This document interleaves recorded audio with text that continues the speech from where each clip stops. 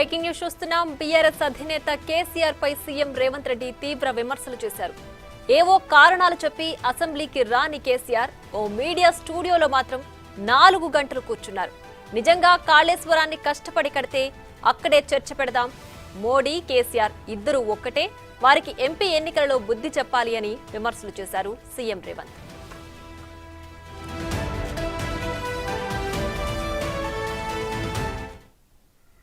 దద్దమ్మలు బడికి రాని బడి దొంగలు లాంటి వాళ్ళు అంతేనా? మరి అట్లాంటి బడి దొంగలు నేను టీవీ 9లో పోయి కూర్చొని 4 గంటలు కూర్చున్నాడు. సిగ్గున్నదా అని అడుగుతున్నా.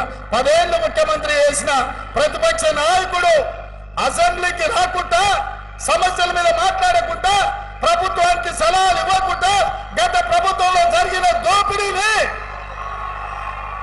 ప్రశ్నించి అంగిలాగు ఊడదీస్తామని అసెంబ్లీలో మా కళ్ళలకు చూసే ధైర్యం లేక పారిపోయి టీవీ 9లో కూర్చొని నిన్న ప్రగల్భాలు మాట్లాడుతున్నాడు. ఆయన మెదడును రంగరించి ఆయన రక్తాన్ని దారబోసి కాళేశ్వరం కట్టిండంట. దద్దమ్మ, నువ్వు అట్లా కట్టినవో లేదో ఇట్లా కూలిపోయింది.